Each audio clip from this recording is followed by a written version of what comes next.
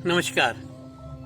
एक व्यक्ति ख्यालों में डूबा चला जा रहा था। उसे मालूम ही नहीं, आकाश की तरफ ऊपर गर्दन उठाए हुए सोच रहा है। क्या सोच रहा है कुछ मालूम नहीं, चला जा रहा है सड़क के बीच में, बीचों बीच। उसे मालूम ही नहीं सड़क आ रही है और पीछे हॉर्न भी बजते जा रहे हैं, लेकिन उसे मालूम ही नहीं। अब ख्यालों में जब डूब जाता है आदमी तो पता ही नहीं लगता क्या हो रहा है। तो यही हालत थी उसकी। ऊपर देखता हुआ क्या सोच रहा है, चला जा रहा है। हॉर्न पे हॉर्न बजे तो एक गाड़ी वाला उसके नजदीक आया और बोला, भाई साहब वहां देख के चलो जहां चल रहे हो, नहीं तो वहीं पहुंच जाओगे जहां देख के चल रहे हो। या नहीं, हमारा पहुंचना भी वहीं कल्पनाओं में हम खोए रहते हैं। तो हम कहाँ पहुंचेंगे? कल्पनाओं में ही। और इस तरह जीवन जो है वो व्यर्थ चला जाएगा। होश से चलता हुआ आदमी तो अपनी मंजिल में पहुंच जाता है। तो हमारा सारा ये चलना जो है ये बेहोशी में है। जिस दिन हमें होश आएगा और चलेंगे तो एकदम जागेंगे कि ये क्या था, हमने अपना जीवन इतना वेस्ट किया, कितना जीवन वेस्ट किया। और हमें जब होश आएगा वो जीना भी तभी स्टार्ट होगा। अभी हम जी नहीं रहे। एक बात थी ना कि बुद्ध के पास एक भिक्षु दीक्षा लेने जब आया तो बुद्ध ने उसकी उम्र पूछी, होगा 50 साल का, लेकिन बुद्ध को उसने कहा मैं अभी 5 साल का हूं। तो बुद्ध ने कहा 5 साल? बाकी भिक्षु भी हैरान देखने वाले। उसने कहा हाँ, 5 साल से मुझे थोड़ा होश आया है। तो जिंदगी तो तभी स्टार्ट होती है ना जब होश आए। तो हम लोग भी ये ना हो, देर ना हो जाए, कहीं देर ना हो जाए कि जब होश आए उससे पहले हमारा जाने का टाइम आ जाए। तो ये जीवन जो है बिल्कुल व्यर्थ हो गया। तो यहाँ जो है हम लोग संतों से सुनते आए हैं, हमारे वेदों में उपनिषदों में, जागो जागो जाग के जियो। हमें उसका सब समझ नहीं आया। उसका मतलब ये था कि बेहोशी में मत जियो। बेहोशी में जीना यानी अपने मन और शरीर के बस इन्हीं दो में अटक जाना। इन दो में जो अटक जाता है ना, अभी दो नहीं है, अब ये एक हो गया है। पहले लोग मन को अलग, शरीर को अलग कहते थे। अब जो है ये मन शरीर एक ही है। इसके लिए एक शब्द यूज किया उन्होंने, साइकोसोमेटिक, मनो शरीर। अब वाकई बात बिल्कुल ठीक है।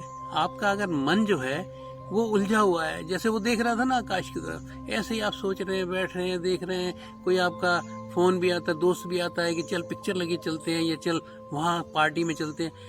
आप सोच रहे हैं पता नहीं क्या होगा कल। आप कहते हैं नहीं यार कल फिर देखेंगे, फिर कभी देखेंगे, कैसे कह के टाल देते हैं ना। क्यों? क्योंकि आपका मन जो है ना उलझा हुआ है, शरीर भी नहीं उठना चाहता। तो ऐसे ही जब आपका शरीर जो है वो थोड़ा सा रुग्ण हुआ है, थोड़ा उसको कुछ समझ लीजिए बुखार आ गया या थोड़ा सा सुस्त है, तब भी वो मन जो है कहा जाता है कि चलो, लेकिन तब भी दिल नहीं करता। तो इस तरह बड़े एग्जाम्पल हैं जो कि मन भी अगर ठीक नहीं तो शरीर उसका मन नहीं सुनता, शरीर ठीक नहीं तो मन नहीं सुनता। तो ये साइकोसोमेटिक का मतलब ये हो गया कि हम जो है ना अपना यहीं तक अटके हुए हैं, यहीं तक अटके हुए हैं, इससे आगे हम नहीं जाते। और इससे आगे ही है, इससे आगे ये जीवन। कुएं के मेंढक मत बनो।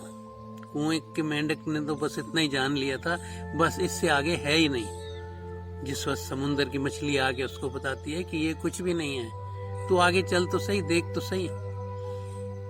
तो ये कहानी तो खैर बड़ी पुरानी है, इसलिए इसमें ज्यादा डिटेल में जाने की जरूरत नहीं है। कि जिसने खाली उसको कुएं को ही समझ लिया, इससे आगे कुछ नहीं है, तो वहीं रुक गया। ऐसे एक और कहानी है ना कि एक लकड़हारा था, वो लकड़ियां काटने जाता था और पूरी मेहनत करके रात दिन एक करके थोड़ी बहुत लकड़ियां काटता था और शहर में बेच आता था। और अब उसके पास क्या था कि बस उतना ही था।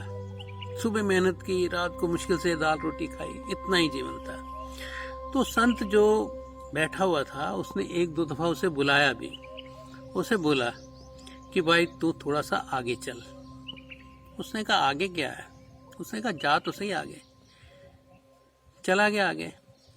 कि संत ने कहा थोड़ा आगे चले। कहता है मुझे जंगल का मालूम है, संत तो यहाँ बैठा रहता है। लेकिन जब आगे गया तो आगे हैरान हो गया। उसने कहा कमाल है, मैं आगे आया ही नहीं। आगे चंदन की लकड़ियां। अब तो एक दफा काटता और अब तो उसका काम हो जाता है, इतना पैसा आने लगा उसके पास।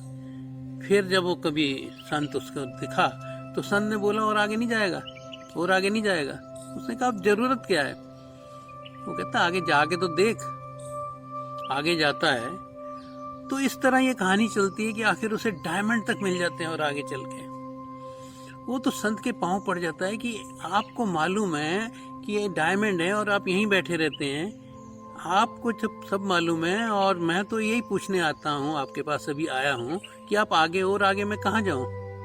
उसने कहा और आगे तो अपने को पालेगा और अपने को पाए बिना जो है ना कभी तसल्ली नहीं होगी। तो ये होश में जीने का मतलब यही है कि हम और आगे और आगे और आगे चलना, जीवन का काम चलते रहो सुबह शाम, कभी ना कभी तो मंजिल मिल जाएगी। लेकिन जो वहाँ रुक जाता है ना कि बस यही है, जवानी आई तो बस उतना ही खेल, बचपन आया खेल खिलौने में उलझ गए, जवानी आई इसमें उलझ गए, शादी हुई शादी में उलझ गए, बुढ़ापा आया तो दवाइयों में और उसमें उलझ गए। ये सारी चीजें आती रहेंगी, बस उलझना खत्म हो जाए, आप सुलझ जाएंगे।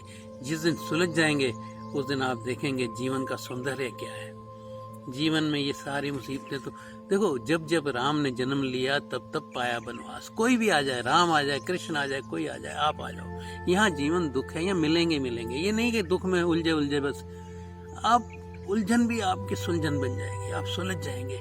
ये उलझन ना आएंगे ना तो every problem has an answer, हर उसी समस्या में उसका उत्तर मिल रहा है। आपको वो उत्तर जिस दिन मिल जाएगा ना कि समस्याएं तो आती रहेंगी, इस समस्याएं आती रहेंगी, आने दो, लेकिन फिर आपका जीवन एक कॉन्फिडेंस वाला होगा कि समस्याएं जो है ना वो मुझे कुछ नहीं कहती, जो कहती है ना वो मन और शरीर का हिस्सा है। मन और शरीर में जब हम उलझ जाते हैं, जिसे साइकोसोमेटिक मैंने कहा ना, उलझ जाना, यहाँ सुलझना है।